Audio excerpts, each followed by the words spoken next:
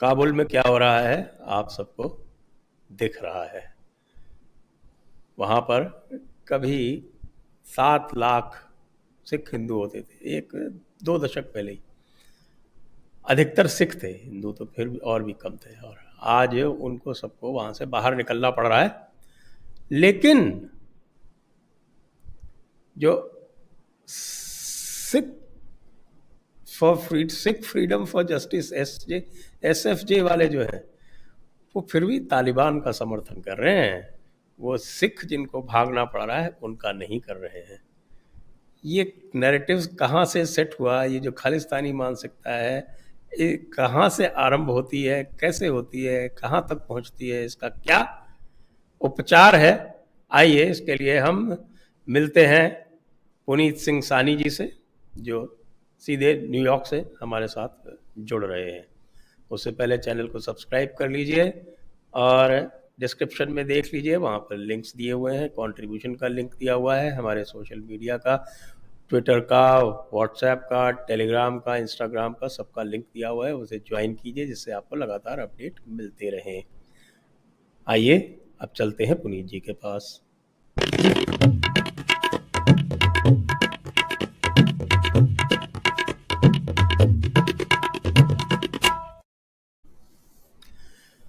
नमस्ते पुनीत जी। नमस्ते दर्शकों, कैसे हैं आप Puneet ji? Sanjay ji, I am doing very well, बहुत अच्छा।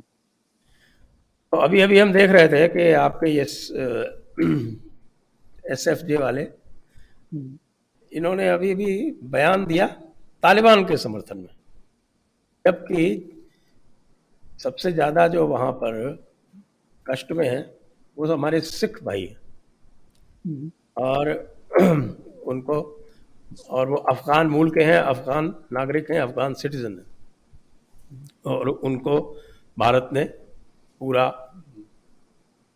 छूट दी है कि वो भारत आएँ और भारत की नागरिकता ले सकते हैं। वो तो हमारे नए CAA में भी प्रावधान है, और जो पहले CAA का विरोध कर रहे थे अकाली दल वाले और वो मनजिंदर सिंह सिरसा वगैरह, वो सब खड़े हुए हैं वापस, अब कह रहे हैं कि नहीं वो CAA वाला प्रावधान लागू करें।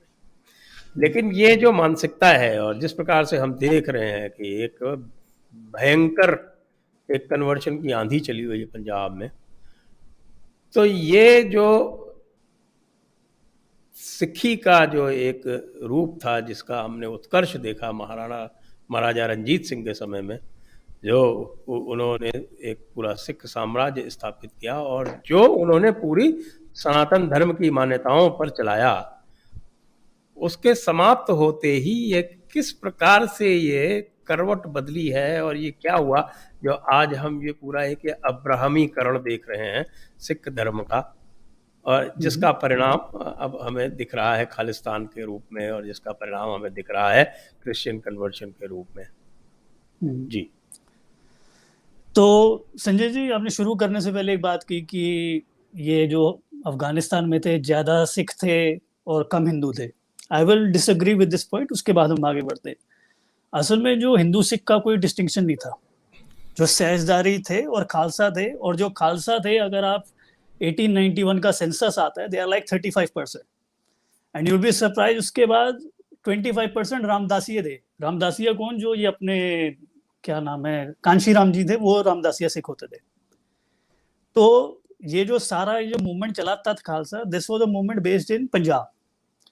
तो सिख जहाँ पे पंजाब में नहीं थे, या इंडिया में थे, या मान लो अफगानिस्तान जो इंडस के ऊपर हो गया या सिंध में हो गया, there is actually a great book on Sindhi Sikhs, it's like Hindu Sufis and Sikhs. वो basically they do a great ethnographic research और दिखाते हैं।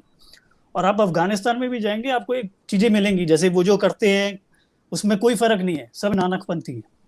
दूसरा, वो अपने धर्म स्थान को भी आप कभी नोटिस करिए, वो धर्मशाल कहते हैं, वो गुरुद्वारा नहीं कहते। ये भी एक तत् खालसा मूवमेंट का जो है। और आप देखिए गुरु नानक की जो जन्म साखियां हैं, और सिख इतिहास का सबसे बड़ा जो विद्वान पैदा हुआ, and it is a shame कि उसके बारे में बताया नहीं जाता, जो पहला काल तख्त का जत्थेदार था, जिन्होंने जो पहला और आखिरी बंदा है जिसको कहा कि तुम ग्रंथ साहब में अपनी बाणी डालो, उसने कहा नहीं, मैं गुरुओं के बराबर नहीं होना चाहता, बट उसने एक्सप्लेन किया सारा, वो है भाई गुरदास। और भाई गुरदास की एक बुक है वारा भाई गुरदास, उसके अंदर भी वो बार बार धर्मशाल कहते हैं, उसके अंदर कोई गुरुद्वारा नहीं कहते। तो एनीवेज ये जो डिस्टिंक्शन भी है ना, इन्होंने एक मैट्रिक्स ऐसा बना दिया, जैसे आप ये कहते हैं कि जो महंत घुस गए थे हमने उनको सफाया बफाया कर दिया, महंत नहीं घुस गए थे। जो सिक्खी गुरुओं से लेके चले आ रही, महाराजा रंजीत सिंह से लेके आ रही थी 1800 ये 1900 में, और 1900 खासकर 1909 जब ये आनंद मैरिज एक्ट पास हुआ, तब इन्होंने बिल्कुल कत्ल कर दिया उसको। 300 साल से जो चली आ रही थी, इन्होंने 30 साल की मूवमेंट, और अब हम कुछ देख नहीं सकते, तो हमें लगता है कि क्या पता ये जो कह रहे हैं यही सही हो। So that is one thing. अब मूव आते हैं कि ये सारी चीजें होनी कैसे शुरू हुई। तो देखिए, the world is full of infinite number of facts, कोई यहाँ से उठा ले, कोई वहां से उठा ले, वो कह देगा देखो जी ऐसे बात कर रहे थे। I am a student of economics, और मैं किसी भी चीज को करता हूँ कि इंसेंटिव और कंस्ट्रेंट क्या है। अंग्रेज, अब ये जो महाराजा रंजीत सिंह का राज था वो सतलज के ऊपर था। सतलज मतलब लुधियाना, और ये जो पटियाला, ये सारे उनके राज में नहीं आते थे। और एक्चुअली अगर आप ये पढ़िए कि महाराजा रंजीत सिंह जो हारे भी हैं अंग्रेजों से, तो उनके खिलाफ लड़ने वाले ये जीत, नाभा, पटियाला, जितने भी ये जो बने हुए रजवाड़े, ये सारे अंग्रेजों के साथ थे। Anyways, that is a different question. We have, Maharaja Ranjit Singh का राज बेसिकली ऊपर था, लाहौर तख्त का राज था। एनीवेज, जो महाराजा रंजीत सिंह का, तब अंग्रेज क्योंकि पहले आ गया था नीचे, 1834 में they started very aggressive evangelical church इन लुधियाना। आज भी आप देखो लुधियाना में हो रहा है। महाराजा रंजीत सिंह के टाइम में एक भी चर्च नहीं होता था, राइट। रिलीजियस फ्रीडम थी, मतलब ये नहीं था कि इवेंजेलिकल मतलब तुम करो। जैसे ही हुआ, अंग्रेज ने एक बड़ा सा चर्च लाहौर में शुरू किया। 1849 में एंग्लो सिख वॉर खत्म होती है, पंजाब खत्म, ये राज खत्म हो जाता है, 1849 में आ जाता है। And if you look at the census, कि मतलब कैसे आ रहे हैं, like it just explodes. So in a decade, like 4 times the population is increasing. Like that's how aggressive the conversion are. और इन्होंने कोई आम लोग नहीं किए कि मतलब जैसे जो गरीब थे उनको करते, उनको तो किया। इन्होंने अमृतसर का ग्रंथी कन्वर्ट कर दिया। इन्होंने महाराजा रंजीत सिंह का बेटा दलीप सिंह कन्वर्ट कर दिया। अच्छा। मतलब आप महाराजा रंजीत, आपको पता होगा दलीप सिंह जो था वो कन्वर्ट हो गया था क्रिश्चियनिटी को। और आप सोचो सिख साइकी को उससे कैसी चोट पड़ी होगी, जो उनके महाराजा का बेटा जो उन्होंने कन्वर्ट कर दिया। और जो कपूरथला का था, मेरे ख्याल फॉरगॉट महाराज, मतलब उसी के समसामयिक, मतलब it is around the same 1860, Kapurthala का राजा इन्होंने कन्वर्ट कर दिया। सो एक्चुअली जो सिंह सभा मूवमेंट जो पहले स्टार्ट हुई, मतलब उसके अंदर थोड़ा दम था, because they wanted to fight out this Christian conversion. In the end, they mutated into this Tat Khalsa version, which was basically exactly like Taliban. क्योंकि ये जो थे ना, आप कह रहे हो कि देखो जी इन्होंने सनातन को अलग किया, ये सनातन को अलग नहीं कर रहे। इन्होंने पहले कहा जैसे हमारी शादियां अग्नि के साथ नहीं होनी चाहिए, वैसे इन्होंने शुरू किया। अच्छा, इन्होंने कहा कि कोई मर जाए तो रोना नहीं चाहिए, कि शादियों में हंसना नहीं चाहिए, गाना बजाना, जो तालिबान कह रहे हैं ना आप, इनका बेसिकली देखिए इन्होंने क्या प्रोपेगेंडा फैलाया हुआ है। क्योंकि दूसरा बंदा जो हार गया, मतलब जो बेसिकली एक थी सनातन सिख थी, वो अमृतसर में कमेटी थी जी, और उसको लीड कर रहे थे खेम सिंह बेदी, जो बेदी पूर्वज से आ रहे थे। और जो अमृतसर के ग्रंथी थे, जो बेसिक गुरु नानक भी बेदी थे ना। जी जी, तो उनकी बेसिकली लीनियज आ रही थी और उनका बहुत बड़ा रुतबा था। और यहाँ पे अपने थे ठाकर सिंह, मतलब जानी परंपरा थी। तो जो बेसिकली जो सिक्खी का फैलाव किया, वो तो सारा ये अपने निर्मलों ने किया और उदासियों ने किया। बिकॉज ये क्या करते थे, अब दूर दूर जाते थे। जैसे अगर आप एक पटियाला का आपको मिलेगा कि निर्मलों की क्या थी, कि अगर आपको निर्मला संत बनना है ना, जिनको ये कहते हैं ये करप्ट थे, ये पैसे खा गए, ये बदमाशी करते थे, एक निर्मला संत बनने के लिए आपको अपने सारे पैसे इनको दे देने होते थे। You can not accept any fee. और आप कहीं प्रचार करने जाते थे तो 12 साल उस जगह नहीं जा सकते थे। तो वो बेचारे तो घूम घूम के उन्होंने पूरी इंडिया के अंदर प्रचार किया। और उन्होंने क्या प्रचार किया कि जो गुरु नानक है, मतलब this is the right interpretation of Sanatan Dharma. तो वेदों का सम्मान है, बट जो इंटरप्रिटेशन है, क्योंकि ये तो पुराण, क्योंकि इन्होंने हमें सरल भाषा में किया, जो हमारा इस्लामिक इन्वेजन से आके डिस्कनेक्ट हो गया, this is and that's how उन्होंने सबको किया।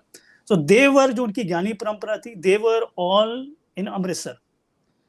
और हम एक लाहौर की कमेटी थी, और लाहौर की कमेटी थी they were supported by the British और printing press, और इन दिनों के आपस में लड़ाई थी। और तख्त खालसा जो मूवमेंट है, that was basically a movement of Lahore।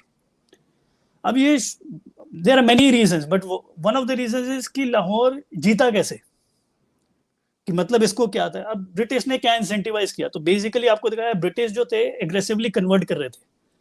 उन्होंने अपना भी लिखा कि ये देखो, मतलब बहुत, मतलब ये लिखा कन्वर्ट करो।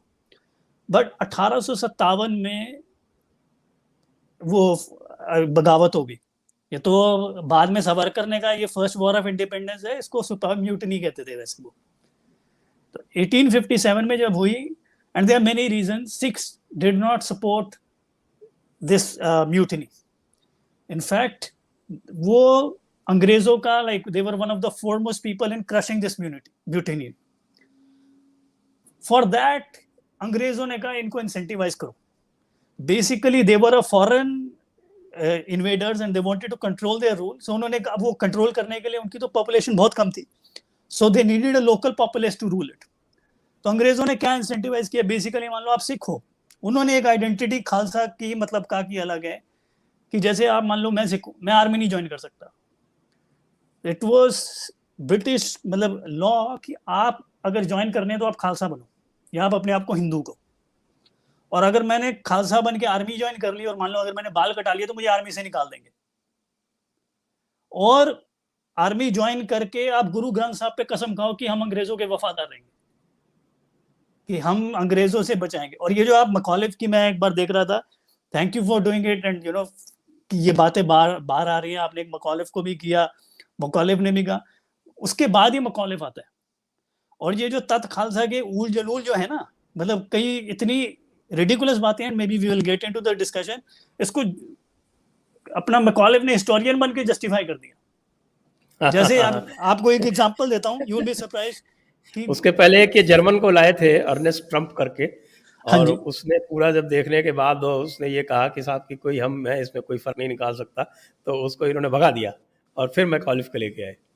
देखो अब ये जो है, if I can take 3 minutes, I will say there are 3 major white people who work on Sikhism, right? So the first is Ernest Trump। और अर्नेस्ट ट्रम्प जो था, उसने मतलब बेसिकली वो मतलब उसको दिए पैसे, उसने मैं कुछ नहीं कर सकता, वो ना बहुत कड़वा बोलने वाला था। उसने बेसिकली कहा जैसे ये सुखों ने क्या कर लिया, इन्होंने मुगलों पे कर लिया ना, वो तो वैसे ही सड़गल गए थे, ये अंग्रेजों को थोड़ा ना कब्जा कर सके, ये तो खत्म हो जाएंगे। अब उन्होंने कह दिया देखो जी ये तो ऑर्डरी ट्रूस के टाइप है, मतलब ऐसे इन्होंने शोर मचा दिया। फिर दूसरा उसने कहा कि मतलब ये जो है ये बात रिपीटेटिव होती। अब उसने जो बात की वो गलत नहीं है, क्योंकि जैसे अगर जो संत मत है, अगर आप निर्गुण भगवान की बात कर रहे हो, तो ऑफ कोर्स जो नानक बात कर रहे हैं, जो जयदेव बात कर रहे हैं, जो नामदेव, उसमें ज्यादा फर्क तो होगा नहीं, रेपिटेशन तो होगी, क्योंकि that was a Guru Granth साहब जो है एंथोलॉजी है संतों की। अच्छा मैं आपको एक एग्जांपल देता हूँ कि that is very to explain you the point, कि एक गुरु अर्जन का शब्द है कि ना हम हिंदू ना हम मुसलमान, और मेरे ख्याल राग भैरव में है वो, आई कुड बी रॉन्ग, ठीक है। उन्होंने कहा कि मैं कोई तीर्थों से मेरा मन हट गया, ना मेरा कोई उसमें विश्वास है, काबे में विश्वास है। मैं तो अब ये जो कहा, और इसको ये खालिस्तानी ले लेके मतलब छलांगे मारियां, देखो जी ये गुरु अर्जन देव जी ने कहा, बट उससे 20 पन्ने पहले जाओ, उसी राग भैरव के अंदर वो भगत कबीर जी ने भी यही बात की है, ना हम हिंदू ना हम मुसलमान। वो तो ये कह रहे हैं कि मैं इन लेवलों से पार हूं, मैं तो प्रभु स्थिति में हूं, और वो उसमें 19-20 का फर्क भी नहीं है, 19.5-20 का फर्क है। तो ये जो बात कह रहे हैं ना भाई, इसमें कौन सी नई बात है, इसमें तो ये अच्छा इनके बाद ले लो, जो बाबा बुल्ले शाह हैं, जैसे मैंने अभी आपको बताया, जो धर्मशाल होती थी वो गुरुद्वारे को धर्मशाल कहते थे। तो बाबा बुल्ले शाह ने क्या, धर्मशाला तड़वाई रहंदे ठाकर द्वारे ठग, विच मसीता कुत्ते रहंदे आशक रहना अलग। मतलब इसका मतलब है जो धर्म गुरुद्वारे में है वहां पे बदमाश रहते हैं, जो मंदिरों में रहते हैं वो चोर रहते हैं, जो मस्जिदों में रहते हैं वो कुत्ते रहते हैं, और हम जैसे आशिक है वो अलग रहते हैं। ये तो हमने बात की कि हम जो है अपने इनमें नहीं पढ़ना चाहते कि कौन मतलब किस मतलब ऑर्गेनाइज रिलीजन में नहीं पढ़ना चाहते। इसका मतलब ये थोड़ा ना कि हमारा सनातन से कोई चक्कर वक्कर नहीं है। तो एनीवेज, बट अर्नेस्ट ट्रम्प की एक बात भी थी, मतलब ही ऐसी जैसे अब ये था, अर्नेस्ट ट्रम्प ने इतनी मतलब सख्त लफ्ज में की ना, that was also the reason कि एक अर्नेस्ट ट्रम्प ने बात की कि जैसे एक गुरु नानक के साथ की साखी थी कि एक मर्दाना था, एक बाला था, राइट।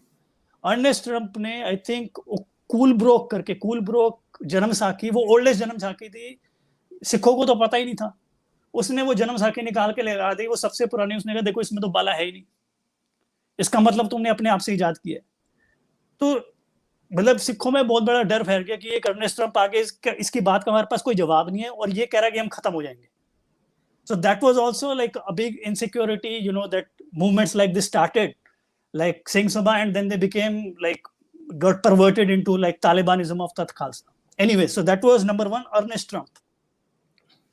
जो सेकंड था वो मकॉलिफ था, और मकॉलिफ तो बेसिकली वो कह रहा है कि मेरे को तो सपने में आया है कि गुरु गोबिंद सिंह, और ये जो आप मेरे ख्याल वो आपके वो संक्रांत सानू जी के साथ मैंने आपकी देखी, उन्होंने आपको बता दिया, मेरे को उसमें रिपीट करने की नहीं, बट उन्होंने बेसिकली ये कहा मैं तो इनको अंग्रेजों के लिए और ये गुरु गोबिंद सिंह जी की सेना है, ये हमें राज करना सिखाएगी। बट उसके अब देखो, चलो मैं आपको दो चीजें बताता हूँ कि सबसे इंपॉर्टेंट, जिन्होंने जो सिख भी नहीं है उन्होंने सुना होगा, क्या कहते गुरु गोबिंद सिंह और गुरु नानक, राइट। तो तत् खालसा ने क्या किया कि वो चाहते थे कि सनातन से कटे।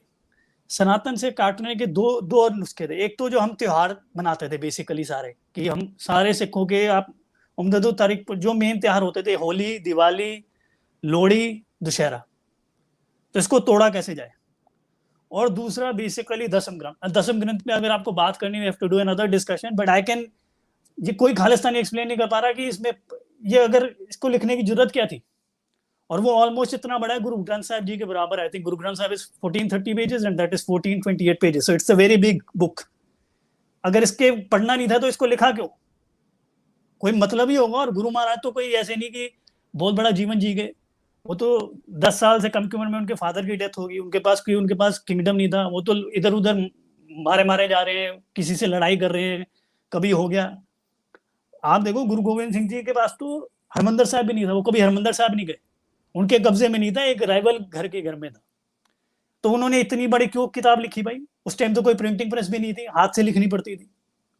तो anyways that is a different discussion कि दसम ग्रंथ। तो दूसरा था दसम ग्रंथ से तोड़ दिया जाए। दसम ग्रंथ में क्योंकि पुराणों की है जो मेन है कि, और ये होता था।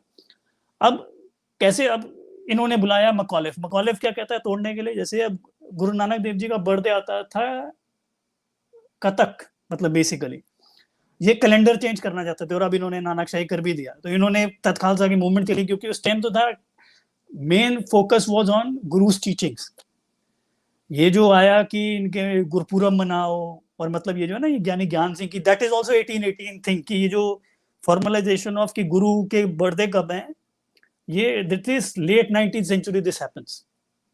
उससे पहले जो था गुरु की टीचिंग्स पे जोर होता था। एनीवेज, तो मकॉलिफ ने कहा, मकॉलिफ ने चेंज करने के लिए कहा, असल में ये तो पता है ये गुरु नानक देव जी तो बैसाख में पैदा हुए थे, कि बैसाखी बेसिकली अगर किसानी है वो तो बैसाख मनाएंगी, तो हम तुम्हारे त्योहार नहीं मना रहे, हम तो गुरु नानक देव जी का बर्थडे मना रहे हैं। वो बंदा कहता है कि असल में एक पता नहीं कोई था, उसको समझ नहीं आ रहा था कि बैसाख या कतक में है वो जो क्या कहते गुरु नानक देव जी का बर्थडे है। उसने 2 चिट्ठियां बना दी, चिट्ठियां ग्रंथ साहब के सामने रख दी। उसके बाद एक बंदा स्नान करके आ रहा था गुरसिख, उसने वो चिट्ठी उठाई, तो चिट्ठी उठाई से वो कतक का हो गया। तब से इसलिए गुरु नानक देव जी का चल रहा है। मतलब वो ऐसी, और हम ऐसे जाहिल हैं क्या, मतलब जो बड़े बड़े ऋषि पैदा किए हैं, मतलब ये जो आप देखिए निर्मलों की, जैसे वो है पंडित नरोत्तम जो हैं, मतलब they have produced very very high scholars, मतलब कोई जाहिल लोग नहीं पैदा किए। दसम ग्रंथ को तोड़ने के लिए उसने क्या कहा, अब ये एक्सेप्टेड हो गया, मतलब क्योंकि लोग पढ़ते नहीं, क्योंकि एक नैरेटिव आ गया, वो कहता है असल में इसमें कई चीजें गुरु गोविंद सिंह जी की थी, क्योंकि वो अपनी जीवनी कह रहे हैं, वो तो है ही है, बाकी चीजें उनकी नहीं थी, बट अलग करना था। तो ये डिस्कशन चल रही थी, तो एक बंदा आया, वो कहता अगर मैं मसा रंगड़ को मार दूं तो ये एक ही रहेगा, और नहीं मार पाऊं तो इसको अलग अलग कर देना। तो मसा रंगड़ मर गया, इसलिए वो ऐसे ऐसे एक रहा। तो मतलब ये जो है, मतलब ये जो है कोई मतलब कोई मुस्लिम, वो क्या कहते हैं इसको, जो होता है कोई देवबंदी भी होगा ना मोहल्ले का, वो ऐसी बातें करता है। और ये इन्होंने बना दिया कि पता नहीं, और सारी चीजें जो है वो मुखालिफ, क्योंकि इसको इन्होंने बाकी सारों का कत्ल कर दिया और वो अथॉरिटेटिव हो गया, हर बंदा मुखालिफ को कोट कर रहा है। मतलब बल्कि फैक्ट्स को बदल के इन्होंने रिवील्ड फैक्ट्स कर दिए। नहीं, आप फैक्ट्स को सोचो, वो क्या कह रहा है, अकल को सोचा जा सकता है क्या कि दसम ग्रंथ का जो है वो इतने सालों से चला आ रहा है, किसी ने कोई नहीं कहा, मतलब गुरुओं से चला आ रहा है, 200 साल बाद ये कह रहा है ये तो इसलिए पकड़ा गया इसलिए इसको रखा गया कि एक बंदा ऐसे चिट्ठी कर रहा था, मतलब उसने कह दिया। और गुरु नानक का जो क्या कहते हैं अपना 400 साल से मनाया जा रहा है, वो ये कह रहा है असल में ये तो कुछ नहीं था, एक तो ये चिट्ठी उठा ली किसी ने और इसी वजह से इनका बर्थडे ऐसे हो गया। एनीवेज, तो दो ये गोरे हुए, तीसरा सही स्कॉलर हुआ। और मेरे हिसाब से कोई भी सिख है, कोई भी इवन इंटरेस्टेड इन इंडिया है, इंटरेस्टेड इन रिलीजन है, मतलब is W.H. McLeod and he died in early 2000 I think something। उस बंदे का मतलब हम पूरे जिंदगी भर मतलब एहसान नहीं कर सकते। उसने जन्म साखियां निकाली, कितने उसने मैन्युस्क्रिप्ट हैं। एक तो मतलब जो उसके आपने फेमस सुना होगा, जो बहुत फेमस है, क्या कहते हैं अपना हरजोत ओबराय, तो उन्होंने पीएचडी थीसिस नहीं की बट उनकी बुक पे भी बात कर लेंगे, but he was the main guide. तो जो सिख स्कॉलरशिप है, और बेसिकली एंड में क्या आया दैट जो आज हमें पता है कि सनातन सिक्खी क्या होती थी, और मतलब ऐसे बंदे को there is not words enough to like like इनको नमस्कार करने के लिए, वो है W.H. McLeod। और उनकी किताबें बहुत मुश्किल से आपको सेकंड हैंड बुक भी आपको अमेजोन से $100 की मिलेगी, या मैं तो मतलब आपको मतलब ये है, बट उनकी जो किताब है ना that is serious scholarship. PDF करवा के बंटवा दीजिए ना। हाँ, की जा सकती है, मेरे पास भी है और ये की जा सकती है, ये वैसे है। बट एनीवेज, तो उन्होंने बट कितनी चीजें तो है, वो जो थी उनकी किताब ही नहीं थी, जैसे मैन्युस्क्रिप्ट थी, मतलब 200 साल 300 साल। और उनका जो दूसरा स्टूडेंट है, he is also I think you may have heard his name, Pashaura Singh. हाँ, किताब उनकी है मेरे पास। हाँ, क्यों, तो Pashaura Singh was his PhD student. तो एंड में जब वो मरे, उन्होंने वसीयत करके उनको दे दिया, वो यूनिवर्सिटी ऑफ कैलिफोर्निया में पड़ी हुई है, और वो भी डिजिटाइज नहीं हुई। तो ये कितनी, तो मैंने, क्योंकि जो प्रिंटिंग, जो तख्त खालसा मूवमेंट और ये प्रिंटिंग प्रेस एक साथ आया है, कि बेसिकली ये जो था ना कि इन्होंने करना शुरू कर दिया, दैट वाज ये प्रिंटिंग प्रेस के साथ। पहले तो सारी हस्तलिखित मैन्युस्क्रिप्ट होती थी, पोथियां होती थी, और ये सारा इसने पुराना, क्योंकि उसको डिनाई नहीं किया जा सकता, प्रिंटिंग प्रेस में तो बंदा कोई भी छाप दे। और ये जो तख्त खालसा वाले भी थे, इनकी लैंग्वेज भी आप देखो ना, मतलब मैं इनको क्या बोलूं कि गुग्गा गपोड़ा, दी बिथिया, मतलब जैसे को होते हैं, जैसे पंजाब वो पाकिस्तानी यूट्यूब कमेंटेटर होते हैं ना, ऐसी तो इनकी जुबान है। मतलब जो इन्होंने ये तख्त खालसा वाले जो थे ना, और मैं कोई नहीं कह रहा, मतलब इनका जो मेन बंदा था दीत सिंह था, और दीत सिंह ऐसा जाहिल का बच्चा था कि वो खुद मजहबी था। मतलब जो था तख्त खालसा वाले, वो कहते हम नहीं घुसने देंगे, कि ये क्या कहते हैं, इनको नहीं आना चाहिए। कि उन्होंने कहा, अंग्रेजों ने कहा, ये रिकॉर्ड पे है कि हम इनको घुसने दें, कि ये जो आप कह रहे हो कि सिखों को कोटा मिलना चाहिए और मतलब इनको करना चाहिए ऐसे जो। और आज भी है कि सबसे ज्यादा जो क्या कहते हैं अपने अनटचेबल हैं, जो दलित हैं, वो तो सिखों में है। अच्छा, इसके ऊपर भी आज मुझे याद कराया जाएगा, जैसे इन्होंने जो इतना कलेश किया हिंदू मैरिज एक्ट का, ये जो सबसे ज्यादा फायदा इसको सिखों का हुआ है। जो इन्होंने कहा ना कि हमें हिंदू बनाया जा रहा है, और इसके पीछे इन्होंने इतनी लड़ाई की, और सबको इसके ऊपर मतलब आई मे फॉरगेट इट, आप इसका नोट बना लीजिए कि इन्होंने कितनी बड़ी बदमाशी की है। इसका सबसे ज्यादा नुकसान अगर ना होता तो सिखों को होना था, और सबसे ज्यादा फायदा हिंदू मैरिज एक्ट से सिखों को हुआ है। कोई जैनों को कोई फायदा नहीं हुआ, हिंदुओं को थोड़ा हुआ, मतलब एनीवेज। तो अच्छा, मैं क्या कह रहा था, sorry I lost my train of thought. आप मजहबी की बात कर रहे थे। हाँ, तो बेसिकली ये कहते थे उनको नहीं घुसना चाहिए। मतलब ये जो सारा, जब इनका पहला भी आया ना कि देखिए, आप भिंडरावाला की भी जो तरीक थी वो सबसे पहले निरंकारियों के खिलाफ शुरू हुआ। बेसिकली जो इनकी लड़ाई थी, फिर निरंकारियों से, हिंदुओं से मतलब जैसे ये जो सोच होती है ना, हिंदुओं से फिर इन्होंने जाट सिखों के ऊपर अत्याचार करना शुरू कर दिया, और फिर जाट सिख वर्सेस जाट सिख लड़ाई होगी, और जब जैसे ही टेररिज्म टॉप पे था, वो खत्म हो गया, because then it became fact like this. तो तख्त खालसा वाले भी जो थे, इनका पहला था, सबसे पहले इनकी फाइट देखो, इनको जो था, ये पीरी पे जैसे जाते थे, वहां पे एक बहुत फेमस होता था, उसका नाम सखी सरवर। एक बेसिकली जैसे था ना कि लोग पीरों के पास जाते हैं, और इन्होंने इतनी चलाई, और ये जब जीत गए ना everything, they got the arranged marriage act in 1901, even then 80,000 Sikhs said they believed in Sakhi Sarwar. तो बेसिकली एनीवे, तो पहले ये पीरों के खिलाफ शुरू हुए, फिर ये क्या कहते, इन्होंने कहा, फिर ये जो शूद्रों के खिलाफ शुरू हुए, दलितों के खिलाफ शुरू हुए। आप शुरू में देखो, जब ये शुरू में कह रहे थे तब ये कह रहे हैं हम वेदों की बात कर रहे हैं, हम वेदों को मानते हैं। फिर उन्होंने कहा हम वेदों को नहीं मानते। फिर उन्होंने कहा हम दसम ग्रंथ को नहीं मान, मतलब दसम ग्रंथ नहीं, सिर्फ एक ही ग्रंथ है। फिर इन्होंने कहा कि ये जो त्योहार मनाने बंद करो, ये गाना गाना बंद करो। फिर औरत भी हैं, जो एक इनका था, क्या नाम है उसका, तेजा सिंह बसोर, मतलब आप भी देखिए, वो कहता है औरतों को अलग क्या कहते हैं, पगड़ी बांधनी चाहिए। मतलब जैसे जो है ना, उनको अमृत नहीं छका सकते जब तक वो ऑरेंज रंग की पगड़ी ना बांध दें। फिर जैसे चलो इन्होंने कह दिया कि हम अलग, इनको स्टेटस मिल गया, तो जो जो सिख हैं वो धोती नहीं बांध सकते। ये ना, असल में इनका एक अखबार निकलता था, इसका नाम था खालसा, खालसा अखबार, जो तत् खालसा का था। तो ये सारा रिकॉर्ड पे है, and you can actually see it's so fascinating कि जैसे वो 1897 में क्या कह रहे हैं और 1909 में क्या कह रहे हैं। To give you an example, 18 जो इनका वन ऑफ द मेन था, मोहन सिंह वैद करके एक बंदा था तत् खालसा का। उससे एक बंदे ने पूछा कि भाई तंबाकू क्यों नहीं खा सकते सिख। मोहन सिंह वैद ने पता नहीं 13 की 17, I don't know the number, कुछ भी होगा, संस्कृत के श्लोक बता के दे, ये देखो तंबाकू खाना गलत है। वो वेदों से लेके जा रहा है, ठीक है। और बाद में जब 1909 हो गया, जब इनकी लहर होगी, वो तो कहता हमें है ही नहीं हिंदू, ये वेदों का तो कोई मतलब ही नहीं। तो ये नहीं कि कोई महत्वान थे, ये तो पावर कैप्चर था। जैसे तालिबान नहीं कहते कि शुरू में कहते हम तो औरतों को आजादी देंगे, फिर जब ताकत मिल जाती है तो कहते सारों को अंदर बंद करो। So this was basically essentially a Taliban movement. हाँ बिल्कुल, और अंग्रेज़ों ने इसको पूरी तरह से इसको हवा दी। पहले इन्होंने वो पंजाब लैंड एलिनेशन एक्ट बनाया, फिर राइट, उसके पहले इन्होंने जो आर्मी में खालसा को प्रेफरेंस देने वाली बात करी, प्रेफरेंस क्या मतलब, उनके लिए एक्सक्लूसिव कर दिया। फिर राइट, खेती जो है वो इनके लिए एक्सक्लूसिव कर दी। राइट, उसके बाद फिर इन्होंने गुरुद्वारा कैप्चर मूवमेंट जो चलाया था तत् खालसा ने, उसको शह दी। उसके राइट, सहारे इन्होंने हरमंदिर साहब को कैप्चर करवाया। फिर राइट। बाद में ये बाकी और गुरुद्वारों को कैप्चर करा के फिर इन्होंने एसजीपीसी को सब कुछ हैंड ओवर कर दिया। तो ये तो पूरा का पूरा मिली भगत का खेल था अंग्रेज़ों का और इनका, जिसको आज ये वाइट वॉश करने की कोशिश करते हैं। जो हमें बताया कि जैसे किस तरह से ज्ञानी अरूर सिंह जो हरमंदिर साहब के थे, उन्होंने किस तरह से, और आपके जनरल डायर को बुला के और उनको कहा तुम सिख बन जाओ, वो पूरा किस्सा है, आप बताएंगे बेहतर होगा। और फिर वो एक गीत चलवाया गया सारे गुरुद्वारों में अंग्रेज़ों के फेवर में, जुग जुग राज सवाया टोपी वाले दा, वो गाया जाता था। तो ये तो पूरी तरह से अंग्रेज़ों के पिट्ठू बने हुए थे। अच्छा, वेरी गुड।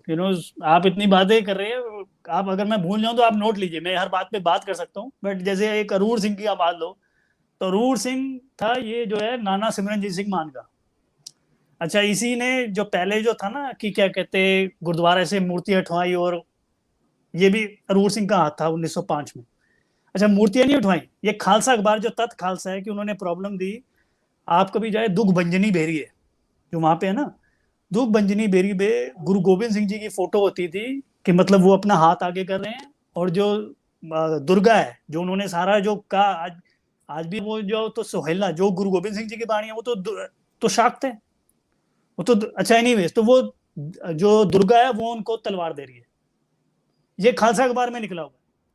तो ये नहीं कि हिंदुओं का होता था कुछ, वो तो सबका होता था कि अच्छा। उसके बाद एक बात मैं पुरानी भूल गया, जब अंग्रेजों ने अपने कन्वर्ट करना शुरू किया, तो अमृतसर के बाहर जो एक बुंगा होता था ना, बुंगा बेसिकली प्रमोट करने के लिए होता था। अंग्रेजों ने एक बुंगा भी रख लिया था अमृतसर के बाहर क्रिश्चियन बनाने के लिए। अच्छा, ये अरूर सिंह की बात करते हैं। जब जनरल डायल ने यहाँ पे कत्ल किया लोगों को, मतलब ये सारा, तो उन्होंने संभालने के लिए अंग्रेजों ने कहा, अरूर सिंह ने उसको सरोपा दिया कि हम सम्मानित करते हैं कि तूने यहाँ पे लॉ एंड ऑर्डर कायम किया। चलो, सरोपा देना हम तो समझ सकते हैं कि भाई इसके ऊपर प्रेशर होगा, इसको क्या होगा, तेरा खानदान मार देंगे या तुझे नौकरी से निकाल देंगे, ये तो था। जो ग्रेचुएटस है, जो उसने अपने आप से बात की, जो रिकॉर्ड पे है, सरोपा देने के बाद कहता है, अरूर सिंह कहता है, और ये सिमरनजीत सिंह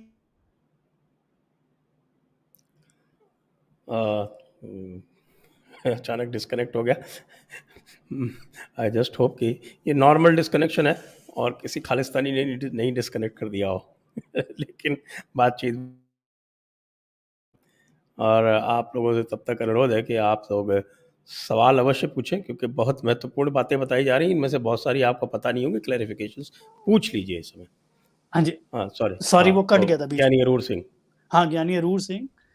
तो अरूर सिंह ने चलो ये तो मतलब कहा कि अंग्रेजों ने मान लो दबाव में सरोपा दिलवा दिया हो, जो उसने अपने आप से कहा, क्योंकि वो तो कहता है आप तो जनरल डायर को कहा मैं आपको खालसा बनाना चाहता हूँ। तो वो डायर कहता भाई मैं बाल कैसे बढ़ाऊंगा, मैं अंग्रेज मैं गवर्नमेंट सर्वेंट हूँ। कहता कोई नहीं आप रहने दो। फिर वो अपना डायर कहता भाई मैं सिगरेट पीनी नहीं छोड़ सकता, मैं तो सिगरेट, क्योंकि ये तो सबसे बड़ी वो थी मतलब टबू जो सिखिज्म में होता था। वो कहता अच्छा आप ऐसा करिए, एक सिगरेट कम पीजिए कीजिए हर साल। ये है अरूर सिंह। और ये आपको मिल जाएंगे, ये क्या कहते हैं अपना, लोगों को पता नहीं गंगू चंदू ऐसे ऐसे कहने वाले भाई। अब ये जो गंगू चंदू कहने वाले हैं, पहले तो ये जो बात है गंगू वाली बात, ये चंदू वाली बात, ये बिल्कुल इनकॉर्पोरेशन है, इसके ऊपर अलग बात हो सकती है। बट मान लो अगर किसी ने बिट्रे भी किया, तो बिट्रे में तो भाई गुरुओं की अपनी औलादों में बिट्रे किया। आपको मैं बात बताऊं कि गुरु महाराज जो सबसे बड़ा गुरु घर को जो चैलेंज हुआ वो अब्दाली इनसे नहीं हुआ, औरंगजेब से नहीं हुआ। 3 बार हुआ कि गुरु घर का बड़ा बेटा हमेशा होता था कि उसने अपने छोटे भाई को गुरु गद्दी देने पे विद्रोह कर दिया। और आज तो हम कह सकते हैं कि हमने उसको मान लिया। अगर मान लो उसका पंथ जीत जाता, उसका साइड जीत जाती, तो हम तो इनको गालियां दे रहे होते। एनीवेज 3 बार, एक है राम राय, एक धीरमल और एक प्रीतिचंद। और इन्होंने बहुत इंपॉर्टेंट बहुत नाजुक कड़ी पे इन्होंने का, अब जैसे जो गुरु, ये जो एक जो गुरु ग्रंथ साहब जी के 2 वर्जन है, एक आदि ग्रंथ और एक है गुरु गोविंद सिंह जी ने लिखा ही क्योंकि उन्होंने पहला ग्रंथ जब मांगा, क्योंकि वो राइवल फैक्शन में था, तो ये धीरमल के पास था, वो करतारपुर के सोडी अभी भी उनके पास है। तो उन्होंने कहा ये मुझे ग्रंथ दे दो। वो उनको कहते हैं अगर तू असल में गुरु है तो तू अपना बना ले, तो हमसे क्यों मांग रहा है। फिर गुरु गोविंद सिंह जी ने अपने मुंह मतलब अपनी मतलब जुबानी उसको किया, और तब ये श्री गुरु ग्रंथ साहब आया, और उन्होंने डिफरेंट करने के लिए उसमें गुरु तेग बहादुर जी की बाणी डाल दी। तो जो श्री गुरु ग्रंथ साहब है वो आदि ग्रंथ से मतलब 95% सेम है। उसमें सिर्फ आदि ग्रंथ में पहले 5 गुरुओं की बाणी है, और श्री गुरु ग्रंथ साहब जी में गुरु तेग बहादुर जी की भी बाणी है। तो ऐसे अगर कहना हुआ फिर तो गुरुओं पे पहुंच जाए। देखिए एक जो जो ये सोच होती थी ना, और आज भी कई जाटों में है, और ये जो पठान, ये जो पश्तूनों में है, ये इनका ट्राइबल अदल होता था बेसिकली, कि मतलब जैसे मान लो आपका भाई मारा तो आप जाके उसका भाई मार दो। मतलब उसमें इंडिविजुअल कल्पेबिलिटी की कोई स्थान नहीं होता था, मतलब ये कबायली सोच होती थी। जो गुरुओं ने तो ऐसे कभी भी नहीं कहा। आप ये देखो, जो गुरु हरगोबिंद साहब, पहला बंदा है जो इन्होंने, पहला गुरु जो शहीद किया वो तो गुरु अर्जन है, और उनके बेटे को 12 साल कैद में रखा गुरु हरगोबिंद को। गुरु गोविंद जब उसने परसिक्यूशन बंद किया, छोड़ा, तो गुरु ने कहा चलो ठीक है, हम तो, वो तो हमेशा कहते हैं हम तो किसी से दुश्मनी नहीं रखना चाहते, बस मजहब की आजादी होना चाहती है। जब मजहब की आजादी नहीं है तो लड़ो। चलो एनीवे, ये तो कहा, ये तो कोई चंद मतलब ये तो गुरुओं के खुद फैमिली में बिट्रेल हुआ, वो उनको ट्रेटर कह सकते हो। मतलब जो अगर किसी ने क्या किया, चंदू ने किया, वो तो गरीब कोई था। ये तो इनके पास तो इतना पैसा था, इन्होंने, तुम कैसे कह सकते हो ऐसे, तो तुम गुरुओं को किरदार कहो इस लॉजिक से। बट अगर छोड़ो, वो तो कितनी जनरेशन पहले हो गया भाई। तुम आज, मैं ये जो अरूर सिंह है, ये सिमरनजीत सिंह मान का नाना है। जो ये जो महाराजा पटियाला है, अब जैसे जो था आला सिंह जो था, उसने अब्दाली का साथ दिया। जो अब आपको ये भी है कि इन्होंने कहा औरंगजेब औरंगजेब औरंगजेब, मैं उसको डिफेंड नहीं कर रहा, but Aurangzeb compare to what, compare to अगर महमूद ऑफ गजनवी देखो, वो तो एक पपी है। औरंगजेब ने तो कुछ भी नहीं किया जो महमूद ऑफ गजनवी ने किया। मैं इसके ऊपर बात कहना चाहता, आप उसको ऐबक से कंपेयर कर लो, तुगलक से कंपेयर कर लो, उसने जो किया, उसने हमारी तहजीब में जो जहर बो दिया, उससे हम आज भी डील कर रहे हैं। मैं उसको जस्टिफाई नहीं कह रहा, बट कंपेयर टू व्हाट। दूसरा, और ये जो है क्या कहते हैं अपना अब्दाली है, आप अगर एस्टिमेट देखो ना, अब्दाली ने 35 गुना ज्यादा सिख मारे हैं औरंगजेब से। और औरंगजेब ने जो मतलब कत्लो गारत की, उसका तो जो औरंगजेब था, एक बेसिकली लड़ाई औरंगजेब और गुरु की या सिखों की कभी डायरेक्ट लड़ाई नहीं हुई।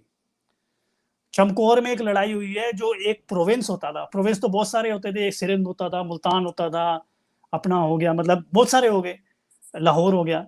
सिरहिंद के एक फौज भेजी गई चमकौर पे मुगलिया तरफ से, और वहां पे गुरु महाराज की लड़ाई हुई है, एक लड़ाई हुई है।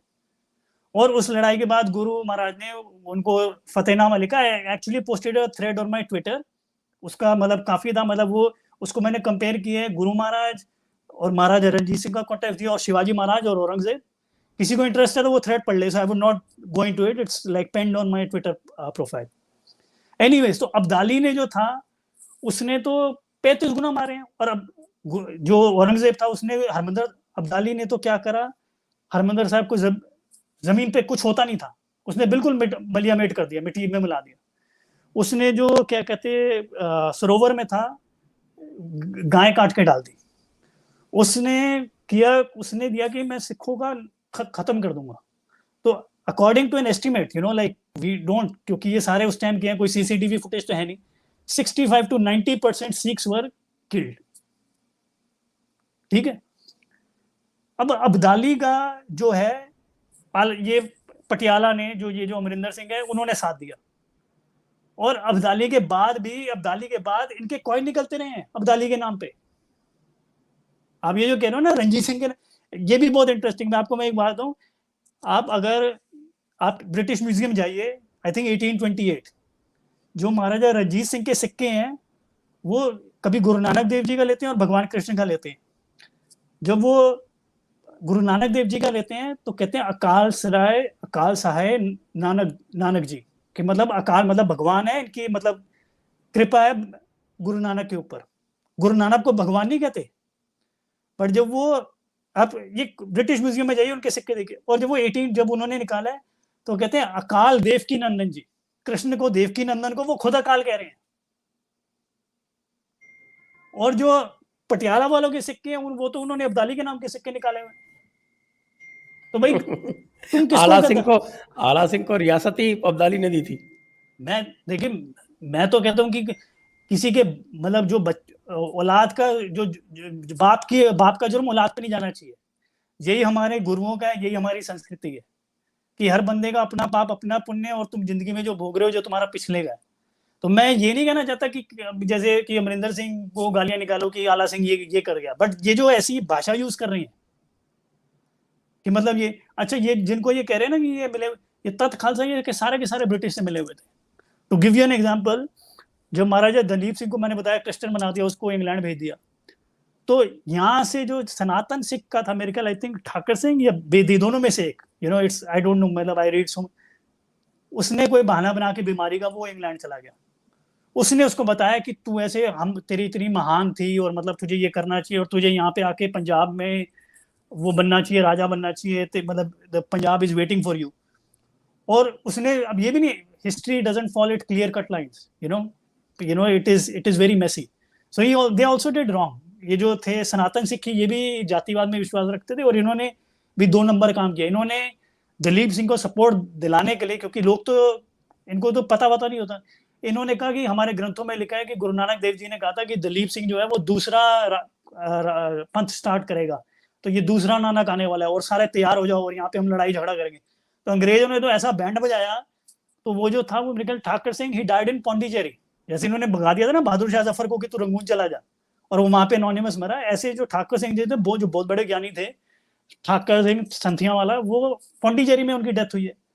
और जो तख्त खालसा था, उन्होंने इमीडिएटली कहा कि हमारे ऊपर कुछ ना किया जाए, हम बिल्कुल अंग्रेजी सरकार के वफादार हैं।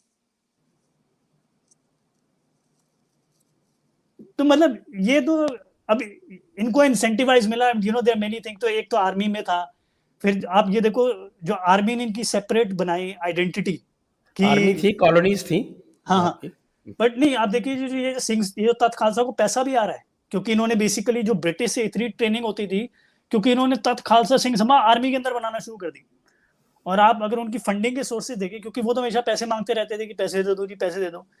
आर्मी से जो इन्होंने रिक्रूटमेंट की, वहां से इनको बहुत पैसा आता था। So British was not just supporting this people to make a separate identity, और कहे कि जो भी, अच्छा एक और भी है, जो सबसे बड़ा कनिंघम था, कनिंघम ने इस बात को कहा कि ये जो तुम खालसा और सिख की ऐसे नहीं है जो तो नंबर है। उन्होंने ये बात की, was a celebrated British civil servant, उन्होंने उसको वो डिसमिस कर दिया। उसने बिल्कुल लॉजिकल बात की, ही वाज एन इंटेलेक्चुअल, उसने कोई पॉलिटिकल पार्टी नहीं चलाई हुई थी। उसने जब इस बात को क्रिटिसाइज तक किया, उसको डिसमिस कर दिया सर्विस से। तो फर्स्ट दे इंसेंटिवाइज आर्मी में ज्वाइन करो, फिर आर्मी में ज्वाइन करके मतलब उनको कहा देखो तुम्हारी अलग पहचान है, तुम्हें प्रमोट, उसके बाद ये क्या कहते हैं मतलब गुरु ग्रंथ साहब पे मतलब उन्होंने कहा कसम चढ़वा दे, और वहां से पैसा जाता था तत् खालसा मूवमेंट को, और मतलब ये इन्होंने फिर बेसिकली उनको खत्म करके एंड एक्चुअली जमीनों के लिए भी तो उन्होंने एक्ट बनाया था कि जमीनें खाली खालसा को ही मिलेगी। अब इसमें बहुत सारी है, देखिए अब जैसे सिक्खी का जो प्रचार होता था, ये तत् खालसा जो था इनमें कोई स्कॉलर नहीं था, ये बेसिकली जो पोलेमिक होता था ना, जैसे इनकी किताब भी क्या होती थी गुग्गा का पोड़ा, और वो क्या कहते इसका घट, जैसे जो खालिस्तानी नहीं कहते कि मतलब क्या जो आप मैं बता जो पाकिस्तानी यूट्यूब कमेंटेटर होते हैं ना जैसी जुबान, आप इनकी बुक्स के टाइटल पढ़ लो कि बिथिया, और मतलब कोई आपको स्कॉलरली टाइटल नहीं मिलेगा। जो मेन होता था, जो ट्रेनिंग होती थी वो तो निर्मलो और उदासी ट्रेन करते थे। आप ये भी देखो कि जैसे इन्होंने खत्म कर दिया, अब आप क्वेश्चन पे जाओ, जब सनातन का चलता था, क्योंकि जब ये तत् खालसा जो बना है, ये अब ये कह रहे थे जो रंजीत सिंह है ये जो था ये करप्ट हो गया है, असली एक खालसा होता था जो गुरु गोबिंद सिंह जी ने बनाया, बट वो सारा करप्ट हो गया क्योंकि राज नहीं रहा, और ये जो रंजीत सिंह था ये मिल गया, और इसका जो था ये सारा करप्ट है, ये सारा मतलब काफिरों का राज था, और हम जो है वो असली गुरु गोबिंद सिंह जी का लेके आएंगे। तो ये जो है ना कि ये नहीं कि 1920 में किसी मन से प्रॉब्लम थी, ये तो कह रहे थे कि सारा का सारा जो महाराजा रंजीत सिंह रिप्रेजेंट करता, क्योंकि एक आपको फैक्ट मिलेगा, जो महाराजा रंजीत सिंह है उसके आप उम्दा तारीख देखो तो एक वो ऊपर था जो कपूरथला नीचे है, ये दो इंपॉर्टेंट रियासतें थी, उसके अंदर रिकॉर्ड मिलेगा कि दोनों ने जाके तीर्थ यात्रा की ज्वालामुखी जी की। दूसरी बात, ज्वालामुखी जी के जो ऊपर बना हुआ है जो मतलब सोने का चढ़ाया हुआ है वो महाराजा रंजीत सिंह ने चढ़ाया है। तीसरी बात, ज्वालामुखी जी के अंदर अब इन्होंने हटा दिया, ये तो कहते हैं हम पढ़ने नहीं देंगे, ये नहीं देंगे, ज्वालामुखी जी के अंदर अधिग्रंथ रखा जाता था। चौथी बात, जो ज्वाला एक तेलराज होती थी, वो सिख होते थे, तेलराज परंपरा से होते थे, ज्वालामुखी जी का जो मेन पुरोहित होते थे जो मतलब करने वाले वो सिख होते थे। ये तो तत् खालसा ने कहा ये सारे मतलब ये जो है काफिर हैं, ये जो करप्ट हो गए, और ये पहले शुरू हुए पीरों से, फिर ये शुरू हुए इनसे, फिर ये मतलब धीरे धीरे, और मैं बता रहा हूँ ना एंड में तो इनका ये था कि कोई मर जाए तो रो मत, किसी की शादी हो तो हंसो मत, कोई गाने मत गाओ, मतलब इनका ये था, मतलब जो ये सोच रहे ना ये कोई तत् खालसा ये कोई बहुत बड़ी चीज थी जो एंड हिस्ट्री जो है वो इंसेंटिव है, अब आप वो रिपीट करती रहती है। अब मैं आपको जो बात बताऊं, ये जो सबसे पहले जो आए ये जो रेडिकलाइजेशन करने वाले जिन्होंने कहा वेदों को रिजेक्ट किया, जो सबसे पहले जो सिखों में है वो निरंकारी थे। आज अब निरंकारी देखो उनका क्या हाल हुआ है, जो सारे गुरुओं का आप देखो, अब ये जो है ये कहते गुरु नानक देव जी ने जनेऊ से रिजेक्ट कर दिया, ये भी मेरे हो सकता है, आई डोंट से बट ये भी मैकॉलिफ से मुझे मिली है, मैं मैकॉलिफ की बात को कोई नहीं मानता, बट पूरे गुरुओं के आप देखो तो किसी ने नहीं कहा हुआ कि भाई वे सबकी शादी जितनी भी महाराजा रंजीत सिंह की है वो सारी की सारी अग्नि के आसपास होती थी शादी, वैदिक रीति रिवाज से होती थी। ये निरंकारियों ने कहा कि हम वेदों को नहीं मानते तो हम ग्रंथ साहब के आगे चक्कर लगाएंगे, और उन्होंने गुरु रामदास जी की ले आया कि चार उनकी जगह चार, तो आप क्या होता है चार लेते हो फिर तीन में लड़की आगे होती है, तो इन्होंने चार ऐसे करके मतलब हर चीज को अलग अलग करने के लिए उसको डिटैच करने के लिए कि होली नहीं जी होला मल्ला है, दिवाली नहीं जी तो बंदी छोड़ दिवस है, मतलब हर चीज को मतलब सेपरेट करने के लिए कि मतलब जैसे वो क्या कोई मर जाए तो हम जलाते तो हैं, अब जलाने से दफना तो नहीं सकते थे, बट इन्होंने कहा कि जो अस्थियां बच जाती हैं उसको गंगा में मत डालो, बाकी सारे के सारे जो रंजीत सिंह से लेके गुरु तक सारा गंगा में ही जाता था। ये तो 1900 से पहले इन्होंने कहा कोई फर्क नहीं पड़ता, अपने तालाब में डाल दो अपने घर के वहां। तो ये बेसिकली आप ये देखो ना, ये पाकिस्तानी मेंटालिटी है, वो कहते रहते हैं ना कि जैसे हम हिंदू नहीं है, हिंदू। अब संजय जी मैं आपको एक इंटरेस्टिंग बात बताता हूँ, अब देखो ये जो सुसाइड बम्बर होते हैं, to give you an idea, अब ये इनका क्या नैरेटिव है कि सुसाइड बम्बर जो है ये तो गरीब होते हैं जी इसलिए कर देते हैं। अब देखो some of the most educated people जो है वो सुसाइड बॉम्बिंग कर देते हैं, जो ये यहाँ पे हुआ जिन्होंने सितंबर 11 किया, या ये जो अपना श्रीलंका में किया, ये तो पढ़े लिखे पैसे वाले लोग थे। मेन चीज होती है आप अपने कल्चर से जुड़े हुए हो कि नहीं, क्योंकि कल्चर जो है वो एक्सट्रीमिज्म से रोकता है। अगर जो जिनके पास ज्यादा पैसा हो जाता है वो अपने कल्चर से टूट जाते हैं, तो वो ऐसे कल्ट में और मतलब रेडिकलिज्म में पड़ जाते हैं।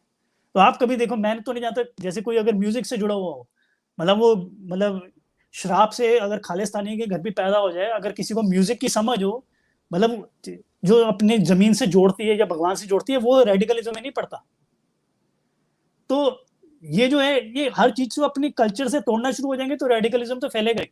अब पाकिस्तान के अंदर भी जो है कि इन्होंने अपनी तहजीब से तोड़ना शुरू कर दिया तो रेडिकलिज्म है। और ये देखो, same incentive same constraint lead to the same outcome. Pakistan के अंदर भी देखो, जो भी इनके इंटेलेक्चुअल थे या जो भी, वो सारे they're a product of India, they're not a product of Pakistan. जो ये इसको मनाते, नोबेल प्राइज विनर भी मिला, जिसका नाम भूल गया मैं, क्या नाम है उसका, the Muslim Nobel prize winner, जो अहमदी है। हाँ, अहमदिया है वो। हाँ जी, चलिए, जो भी, जो जिन्ना भी जो लॉयर बन सकता था, चाहे उसने जो भी किया, और वो अपना वो पोर्क खा सकता है या ये मतलब आजादी, देवर इंडिया प्रोडक्ट ऑफ इंडिया। जब उन्होंने पाकिस्तान बना दिया और इन्होंने हम हिंदू नहीं है, हम हिंदू नहीं है, ये काम शुरू कर दिया, तो आप देखो उनकी बुक प्रोडक्शन बंद हो गई। अब इन्होंने भी जो खालिस्तानियों ने किया, आप देखो, इन्होंने हम हिंदू नहीं है, हम हिंदू नहीं है, आप अपनी तहजीब से छोड़ना शुरू हो जाओगे तो आपका इंटेलेक्ट खत्म हो जाएगा। क्योंकि एक इंसान जो होता है वो कोई बंदर या जानवर नहीं है, वो एक मिथोलॉजिकल यूनिवर्स में रहता है। जैसे नेचर प्रकृति नहीं है, प्रकृति का मतलब कृति से पहले मतलब जो हमेशा थी। अब स्वास्थ्य, इसको हाँ जी, अपने को काफ़ी बैकग्राउंड मिल गया। हाँ जी, अब ये जो है, ये 1947 के बाद ये फिर आज जो डेवलप हो रहा है, आज जिस डायरेक्शन में जा रहा है, इसको आप कैसे देख रहे हैं, एक, और दूसरा इसका उपाय क्या है, दो। तो पहली बात पे पहले चलते हैं। मैं वही बताया, आई बिलीव इन, जो इन्होंने एसजीपीसी बना दी है, और इसका मतलब ये या सिक्खी बच सकती है, ये बच सकती है। ये दोनों चीजें एक साथ नहीं रह सकती, क्योंकि जो भी रेडिकलाइजेशन थी, इन्होंने उससे बहुत ज्यादा कर दी। मतलब कोई अगर मान लो कोई सिख है, क्योंकि दे ग्रू अप, उनको एक ही पर्सपेक्टिव मिला, मैं सिखों से संबोधित हो रहा हूँ क्योंकि वो एक नैरेटिव में, कई बातें उनको चुभेंगी जो मैं कह रहा हूँ, पर मैं उनसे पूछता हूँ कि तुम एक तहजीब में जियो। जैसे ये 21वीं सदी में इन्होंने एड़ी चोटी का जोर लगाया कि जो औरतें हैं वो कीर्तन नहीं कर सकती दरबार साहब में। ये हमारी गुरुओं की शिक्षा है। उसके बाद हमने तो कहा कि सारों का सम्मान करना चाहिए। जैसे जो अब एक इतना दुख होता है, जैसे एक मिरासी थे जो मुसलमान थे, वो गुरुओं का कीर्तन करते थे, और उन बेचारों को पार्टीशन के बाद पाकिस्तान जाना पड़ा। तो अब सोचो उनकी क्या हालत होगी कि वो काफिरों का कीर्तन कर रहे हैं, तो उनको तो मरने के लाले हैं। उनका तो रोटी थी कीर्तन करने से, वो अब मजदूरी में लगे, उनके पास तो कोई ट्रेड भी नहीं था, तो गुर्बत में पड़ गए। वो अपने घरों के अंदर छुपके से कीर्तन करते हैं कि कोई सुनना नहीं, कि हमारी कोई गर्दन ना उतार दे। वो अमृतसर में आए तो उन्होंने कहा हम तुम्हें कीर्तन नहीं करने देंगे, तुम अमृत छक लो जी। ये हमारी गुरुओं की शिक्षा है। ये रेडिकलाइजेशन है। मतलब आप ये सोचो ना, ये मैटर नहीं करता आप किस पॉइंट ऑफ व्यू को बिलीव करते हो, ये इनमें कोई रत्ती भर भी इंसानियत है। और अब मैं आपको बता रहा हूँ ना ये कैसे करें। एक बंदा है, ही इज फ्रॉम पाकिस्तान, हारून खालिद। उसने आर्टिकल लिखा, वो भी स्क्रोल के लिए, बट उसने एक इसके ऊपर आर्टिकल लिखा, उसने एक पेज में अपनी बात अच्छे से समझा दी कि मतलब ये क्या है। उसका जवाब किसने दिया, वो तत्खाल सा, बल्कि सिमरनजीत सिंह मान के ये 2-3 नालायक हैं, और मतलब इनको क्या, मतलब तत्खाल सा का ही दिमाग है। अजमेर सिंह, दलगीर, कोई दलगीर है, और एक है पता नहीं कोई उडोके। मतलब अब मैं क्या बताऊं, जो मतलब ये दीत सिंह के वंशज ही हैं और भिंडरांवाला के वंशज ही हैं। आप, वो एक दलगीर ने उसका जवाब दिया, जो इनके जवाब है ना, आप पढ़ो, उसने पता नहीं 3-4 पेज का, मतलब कुछ समझ ही नहीं आता। कोई छठी फेल बच्चा भी उससे बेटर लिख सकता है। वो पता नहीं कभी गुरु महाराज का कोई दे देता है, कोई उसमें नॉन सिक्वेटर, फिर और कोई बात कर देता है, नॉन सिक्वेटर कोई और बात कर देता है, और घुच्चड़ मुच्चड़ करके पता नहीं भाई इन मतलब जाहिलों को ही समझ आ जाती होगी कि वो क्या बात कर रहे हैं। हारून खालिद ने एक पेज में मतलब फटाफट एक आर्टिकल से समझा दिया कि क्या है। और ये जो है ना, मतलब इन्होंने क्या किया, 20 किताबें छाप दी, वो किताब कोई पढ़ता नहीं, उसका कोई रिव्यू नहीं होता, बट इन झूठी किताबों का सिख की पे रेफरेंस आ जाता है, और वो रेफरेंस आके वो लोग कहते हैं हिस्ट्री है, वो बोलना। और मैं सबको कह रहा हूँ, अगर सिखिज्म में किसी को भी इंटरेस्ट है तो वो हरजोत बुराई की किताब पढ़े ही पढ़े। It's reconstruction of religious boundaries in Sikhism. और उसने जो कहा है, और मैं उससे डिसएग्री करता हूँ, वो क्योंकि he was like influenced by this leftist school of thought, और उसने हाबरमास का रेफरेंस दिया हुआ है, और फूको का रेफरेंस दिया हुआ है, और विपिन चंद्र का रेफरेंस दिया हुआ है, और ये रोमिला थापर का रेफरेंस दिया हुआ है। सो और जो उसने कहा कि ये जो एपिस्टीम और प्रैक्सिस है, I think he would have read Thomas shovel, he would have got so much out of it is research, but उसने जो बेसिकली फाइंडिंग्स की, उसने प्राइमरी सोर्स रिसोर्स मटेरियल से ला के और दिखा दिया कि ये लिखा जा रहा था। और ये नहीं कि कोई गलत थे, तुम्हारे ही बंदे जो तख्त खालसा वाले, वो 10 साल पहले ये बात कर रहे थे, 5 साल पहले ये बात कर रहे थे, फिर ये बात करनी शुरू कर दी, और कैसे कैसे ये बिल्कुल तालिबानी बने गए। और किसी को भी इंटरेस्ट है, कोई किताब मत पढ़ो, और वो किताब पढ़े, इसके ऊपर बात ही मत करो, कि क्योंकि वो बिल्कुल एक्सपोज कर देते हैं कि गुरुओं से लेके, रंजीत सिंह से लेके 1900 तक क्या सिक्खी थी, पहले 400 साल तक क्या थी, और जो 1900 के बाद है उसमें कोई, मतलब जो उस टाइम के खालसा भी थे वो सारे मानते कि दसम ग्रंथ है और ये जो है बराबर के सिख है। जैसे आप देखो ना, जो उन्होंने कहा कि जो पहले ये लोग क्वेश्चन पूछते थे, तो पहले बात शुरू हुई कि हाँ वेदों का भी है, उसके अंदर किसी जो इनके नोट्स निकलते थे तो गुरुद्वारों में वेद भी होते थे, गुरुद्वारों में गुरुओं के अलावा दूसरे संतों की भी बात होती थी। मतलब वो धीरे धीरे होता है कि इसको, अच्छा इसको डिस्करेज किया जाए, ये इनके अखबार में लिखा हुआ है, इस चीज को डिस्करेज किया जाए और गुरुओं की बात मत की जाए, अच्छा दसम ग्रंथ को धीरे धीरे कम किया जाए, अब इसके ऊपर कोई बात करे तो वो मतलब वो काफिर है, उसको निकाल दिया जाए। मतलब ये सारी चीज, अच्छा सॉरी आई गॉट डिस्कनेक्टेड, जो निरंकारी हैं, ये जो मेन जो ग्रंथ साहब के आगे है कि अग्नि के अलावा कि ग्रंथ को हम साक्षी मान के करते हैं, ये निरंकारियों का था। और ये लोग लगे हुए थे कि ये कहने के लिए कि तुम ये जो करप्ट हो। पहला जो अटैक था सनातनियों के ऊपर, ये निरंकारी कर रहे थे, जैसे अहमदी थे, ये पाकिस्तान मूवमेंट में बहुत छलांगे मारते थे, और आज देख लो उनका क्या हाल हुआ। ये history always keeps repeating itself, जो लोगों को रेडिकलाइज कर रहे हैं ना। अच्छा ये अब ये भी आपको मैं एक ट्रिविया बता देता हूँ, उसके बाद हम चलते हैं। तख्त 4 ही होते थे, जो दमदमा साहब है वो कोई तख्त नहीं होता था, ये तो माजा मालवा का कंपटीशन था कि मालवा में कोई तख्त नहीं है। तो 1963 में एसजीपीसी ने तख्त बना दिया दमदमा साहब को। उस टाइम 4 तख्त होते थे, और 3 गुरु गोबिंद सिंह जी के जीवन से जुड़े हुए, एक अपना हरमंदिर साहब, वो जो ये गुरु नानक का जन्म स्थान, वो कोई तख्त नहीं होता था। तो अनंतपुर साहब, जहाँ गुरु गोबिंद सिंह जी पैदा हुए, पटना साहब, और जहाँ उनकी डेथ हुई नांदेड़ साहब। और उस टाइम के जो उनके जो होते थे क्या जत्थेदार होते थे, उन सारों ने जो ये कहते हैं ना हुक्मनामा निकाल दिया जी, हमने हुक्मनामा निकाल दिया, उस टाइम के हुक्मनामे निकाले हुए इन जत्थेदारों ने कि तख्त खालसा वालों को गुरुद्वारे में मत घुसने दो। अच्छा। कि ये एक मार्जिनल फ्रिंज, जैसे तालिबान था ना, ये एक मार्जिनल फ्रिंज थे, और और वो ये इसको मार्जिनल फ्रिंज आज मेन स्ट्रीम बन गए। मेन स्ट्रीम है ही नहीं, बाकी तो खत्म ही हो गए। अब जैसे इन्होंने क्या दिया कि वो जी बदतमीजी, जैसे इनकी खुद की परवर्जन है कि वो कहते कि क्यों निकाला, वो कहते जी वो रेप करते थे, वो शराबे पीते थे, और वो वहां पे बदमाशी करते थे, इन्होंने ये कहा। अब जो सबसे बड़ा एथनोग्राफर है ना, and it is actually he was principal of government college Lahore, उसका नाम है GW Leitner. Anybody who has to understand Punjab और religion at that time has to read him, GW Leitner. And he was a great champion of indigenous study. जैसे जो Christian आया ना कि वो कहते थे कि ये सब बकवास है, ये जो सनातन है ये सब कुछ नहीं है, ये जो इन्होंने जो इनसे ले लिया कि ये जो अंधविश्वास है, जो एक ने कहा इसमें नहीं ज्ञान है, वो था लाइटनर।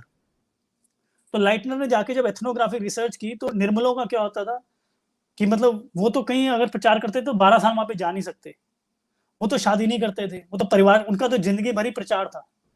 उन्होंने जो टीकाएं लिखी है, जैसे वो तारा सिंह नरोत्तम है, पहली किताब जो आती है जो गुरुओं के ऊपर एक्सीजेसिस लिखती है, जो ये क्या कहते हैं अपना बताती है कि जो गुरु ग्रंथ साहिब जी में वर्ड्स हैं उनका क्या मीनिंग है डिफिकल्ट वर्ड्स का, ये तो तारा सिंह नरोत्तम है। जो भी स्कॉलरली वर्क है ना, वो सारा का सारा निर्मलों और उदासियों का है।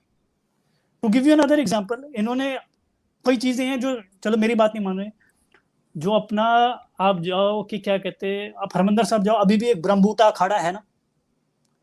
अखाड़े का क्या मतलब, अखाड़े का मतलब होता था कि वहां पे जो है जो संत आके मतलब अपना मतलब स्कूल होता था, बेसिकली एक ट्रेडिशन होता था। उस अखाड़े में मतलब आप देखो जो उदासी है, उन्होंने लिखा हुआ है कि इन्होंने रामायण पे टीका लिखी, इन्होंने रामचरितमानस पे टीका लिखी, इन्होंने फला फला, इन्होंने क्या लिखा भाई, तुमने कहते हमने करप्शन हटा दी, करप्शन हटा के क्या मिला? तुम्हारे में से कोई बंदा है जो किताब लिख सकता है या किसी को एक्सप्लेन कर सकता है? अब मैं बताता हूँ, इन्होंने एक था, किताब लिखने की बात छोड़ो, एक था जो गुरु ग्रंथ साहिब जी हिस्टोरिकली पब्लिश होता था, जीवन सिंह चतर सिंह एक पब्लिशर होते थे। एक रणजीत सिंह आया, रणजीत सिंह ने कहा ये तो नहीं, ये तो इन्होंने पता नहीं किसी मुसलमान को बुक दी है, ऐसे रेडिकुलस रीजन, आज के बाद सिर्फ एसजीपीसी पब्लिश करेगी। और उन्होंने उसका बिजनेस, ये तो कब्जा ग्रुप है। और वो रंजीत सिंह कौन है? वो रंजीत सिंह है कि वो अनपढ़ है, उसकी सिर्फ क्वालिफिकेशन है कि वो उसने जो इनका निरंकारियों का स्वामी होता था ना, बाबा गुरबचन सिंह, उसके वहां पे उसका मुरीद बन गया, मतलब जॉब ले ली और धोखे से कत्ल कर दिया। ये उसकी अचीवमेंट है लाइफ में।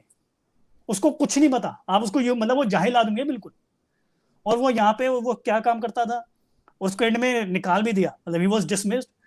जो खालिस्तानी बैठे हैं ना कनाडा में, उनके गुरुद्वारा में क्या होना चाहिए, टेबल होना चाहिए कि नहीं होना चाहिए, उनके वो हुक्मनामे निकालता था। तुमने तो ऐसे बंदों को भर दिया। ये तो बिल्कुल ये आपके फतवों की तरह हो गया।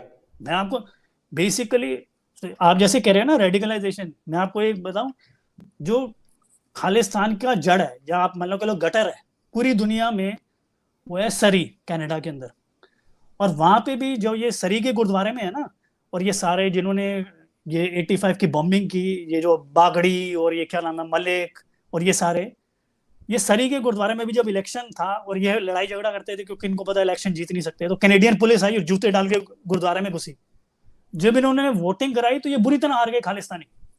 ये सरी तक में इलेक्शन नहीं जीत सकते, बल्कि ये जो अपना तोड़ ये सारे तोड़े, और इसको बाहर निकलवाने वाला तोड़ा था, जो ये क्या कहते हैं ब्लू स्टार करवाने वाला भी तोड़ा था, और ये रणजीत सिंह को जेल से बाहर निकलवाना भी तोड़ा था। ये वहां पे बैठ के खालिस्तानी के सरी के गुरुद्वारा के इलेक्शन में कह रहे हैं हम उनको सपोर्ट कर रहे हैं। जो दूसरे बंदे कहते थे कि जैसे टेबल है कि बुजुर्ग है हमारे, मतलब हमारा 100 साल से चला आ रहा है कि यहाँ पे टेबल है, तुम्हें क्या प्रॉब्लम है, वो वहां पे बैठ के अमृतसर में बैठ के फतवे दे रहे हैं कि टेबल नहीं होनी चाहिए गुरुद्वारे में, और जो इनको सपोर्ट कर रहे हैं वो असली सिख नहीं है। आप सोचो इनकी क्या मेंटालिटी है, इनके क्या इशू हैं, जो जो ये कह रहे हैं ना इन्होंने साफ कर दिए। मैं आप कह रहे हो ब्रह्मबूटा अखाड़ा में जाके देख लो, उन्होंने तो कितनी टिकाएं लिख दी। और तभी तो सिखों का नंबर फैल रहे हैं, खत्म हो रहे हैं। पहले क्या था, आप कन्वर्ट क्या करते थे, हिंदू ही कन्वर्ट किए अपने। बेसिकली जब अब्दाली ने सफा चट कर दिया तो ये तो सारे भाग के जंगलों के अंदर। तो जंगलों के अंदर उन्होंने ये बताया कि भाई हम ये तो धर्म के लिए हम लड़ रहे हैं, तो तुम हमें अपने बच्चे दो। तभी तो सिख पॉपुलेशन वापस आ गई, नहीं तो बंद कैसे जाती। उन्होंने तो 67 to 90% पॉपुलेशन खत्म कर दी थी। और ये जो थे उदासी थे इनके, देखो कितने डेरे थे। ये भी आपको लाइटनर की मिल जाएगा, बीसीओ, और ये जो हरिद्वार से लेके, ये तो अपना बच्चा नहीं करते, ये तो मतलब सन्यासी का जीवन जीते हैं। ये तो एक जगह जाते हैं वहां पे जाते नहीं, और ये तो लिखते ही हैं। इन्होंने लोगों को गुरु नानक के और सनातन परंपरा से निकाला है, जिनको तुम कह रहे हो कि ये करप्ट थे। और इनका तो अच्छा, तुम कह रहे हो कि ये करप्ट थे, कि ये करते थे, मैंने तो आज तक नहीं स्कैंडल सुना। अकालियों के तो स्कैंडल ही स्कैंडल है। वो जो अब एक जगीर कौर है, उसने अपनी बेटी मार दी कि वो प्रेग्नेंट हो गई। अभी वो पीछे निकला, सीसीटीवी निकला गुरुद्वारा के अंदर, ये मतलब क्या बहुत सेक्सुअल मिसबिहेवियर हो रहा था।